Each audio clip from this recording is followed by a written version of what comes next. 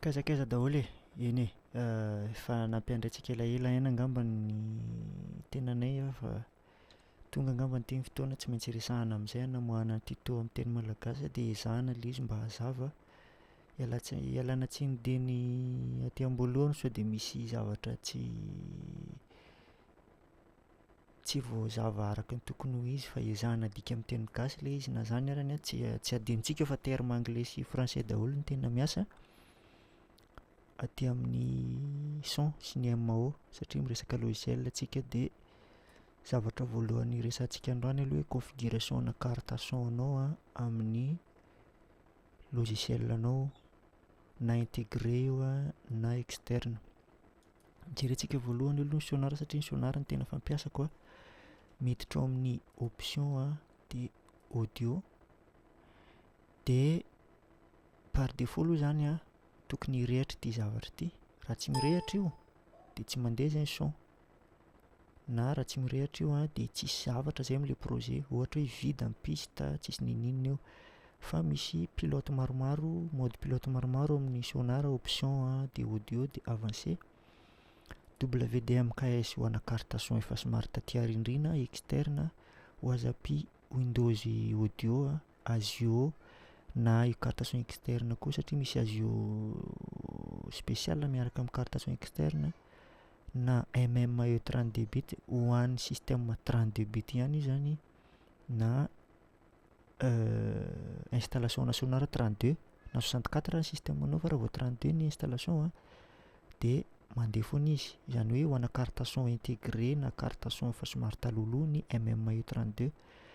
Dia rehefa mifidy an'io izao ianao dia mangataka analyseur foana izy, izany hoe andeha hovaiko ASIO ilay izy izao dia appliqueko 8.5 ny sonarako raha 8 dia mety mbola misy redémarrage ny sonara takiny izay vao mety io dia miandriandry kely tsika mandra-panovana an'ilay izy ho ASIO.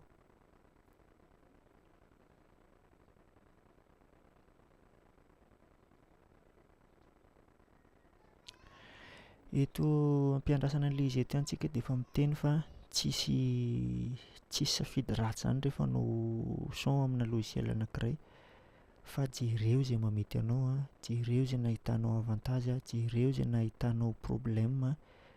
Inona izao ny problème mety ho hisy? Mety compatibilité na plugins, mety fonctionnalité tsy mahafa-po anao na mety bug amin'ny système. Dia assuré foana rehefa mi-installe système activer ilay izy, sinon lasa mahita problème hafa koa ianao amin'ilay système tsy activé dia lasa maintimainty hatramin'ny fond d'écran ary indraindray. Bon, miandry an'iny tsika izany fa mandra-piandrasantsika an'iny dia hiova logiciel hafa aloha tsika. Ok, iny iray efa tonga. Focusrite Scarlett ASIO, izany hoe misy ASIO izany miaraka amin'ilay piloten'ilay carte son avy any fa tsy ASIO for all rehefa resantsika. Raha ataontsika for all io dia ity izy ity izao dia somary miraikidraikitra kely mihitsy fa ilay ASIO amin'izao izany ASIO for all 2.12 ohatra mbola tsy dia milamina tsara amin'ny Windows 7 izany ilay izy fa mbola miandry ny Jacob eto tsika. Io izao izy lasa ASIO for all ohatran'io ihany izy amin'ny carte son intégré. Dia rehefa mivadika ASIO for all ilay izy dia tonga dia mivoaka amin'izay ilay soana carte son be dia be. Ny anazy anankitelo ny carte son misy, ilay Sound Max miaraka amin'ilay carte mère, Sound Blaster ODG PCI, Scarlett intégré externe azafady. Dia izaho izany tsy hampiasa an'io satria efa manana an'ilay miaraka amin'ilay carte sonko dia ataoko ASIO na WDM KS ilay izy satria maninona efa izay no tena mety aminy. WDM KS appliqueko iny dia manao analyse amin'izay ny carte son ilay sonara. Bon, somary moa izany no avoaka an'io fa mbola hidirantsika eny amin'ny manaraka ohatran'ny ahoana ny firegliana anazy dia ok. Dia anino dia ato amin'izay miregle ny latence 6 millisecondes aloha izany nataoko amin'ilay masinako amin'ilay sonara dia amin'izay tsy miraikitra izy dia andramantsika hoe tonga ve ny sao sa tsy tonga. Tsy tonga ilay iry Fanakaizy.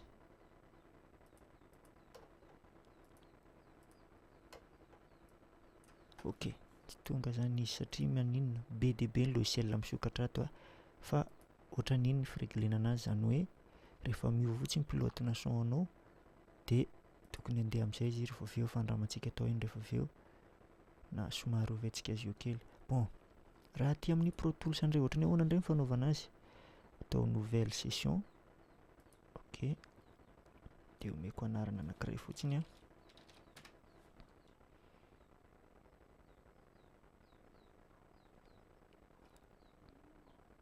Dia miandry an'ilay ouverture an'ilay projet tsika. Dia miditra aty amin'ny configuration moteur de lecture. Dia ato misy soana pilote be dia be, Azio direct full duplex io a, io ilay mitovy amin'ilay WASAPI ary amin'ny Sonar, zany hoe Azio miaraka amin'ny système mihitsiny io a, Windows Audio, Azio for all. FL Studio Azio zany hoe FL Studio 12 efa manana Azio ho anazy manokana ankoatran'ilay Azio for all. Focusrite Forte io zany mode pilote natao tokotany io a, dia mbola misy olana kely. Dia ity zao ilay izy Focusrite Scarlett Azio. Générique low latency Azio Driver, ity koa mitovitovy amin'ilay WASAPI ihany. Dia nisy carte son an'olona nandalo tato a, Behringer UMC, dia io izy io a, tonga dia afaka mandeha zao io raha ohatra ampiasaintsika. Bon, ohatran'ny ahoana indray izy aty amin'ny Reaper 4.7 io, dia nataoko français ilay izy. Ho anareo izay mampiasa Reaper 4.7 na 4 ka mbola anglais dia mitelechargeva pack-na langue, satria misy pack-na langue ihany amin'ilay izy a. Raha tsy diso aho izay Reaper ity izy a, 274 kilo téléchargena fotsiny io a, dia installena ato amin'ny Reaper ato raha tsy diso aho izay, misy langue ato a. Général, aiza ilay izy? Importation, ity importation configuration, ity hoe télécharger des langues packs, dia mivadika français ilay izy rehefa avy eo. Dia miditra aty amin'ny préférence tsika teo a, aiza ilay préférence tsika? Audio, azafady, préférence appareil, système Azio ve sa Waveaude sa Direct Sound io mitovitovy amin'ilay WASAPI ihany. Dia amin'ny audio ity zao mbola tsy hitako fa ato amin'ny Reaper mihitsy efa misy anazy a. WASAPI mitovitovy ihany ireo, Azio hitantsika io a, dia reglena tokony handeha amin'izay ilay izy rehefa avy eo. Hifindra aty amin'ny Fruity Loops indray tsika. Option, audio setting, misy pilote koa ato, audio principal, Windows Audio, haut-parleur Scarlett, MMAE io a, Avid Azio, Pro Tools koa manana ny Azio-ny manokana, mbola mitovy amin'ilay teo ihany, zany hoe miregle iray amin'ireo ianao a, dia izay mamety anao sy tsy ahitanao latence no fidina amin'ilay pilote. Ableton Live, option, préférence, audio, efa hitantsika izy io a, zany hoe na MMAE DirectX na Azio ihany ny anazy. Farany, mbola misy anankiray ato, Cubase et Nuendo mitovitovy ihany a, périphérique, configuration des périphériques, système audio VST moa zany Steinberg no namorona azy. Maromaro ny pilotiny ato a, Azio mbola miverina ato ihany ilay tary amin'ny Pro Tools, dia Azio for all io a, dia nataoko an'ilay carte son ihany ny anany Azio-ny a, satria tsisy lako an'ilay Azio for all intsony.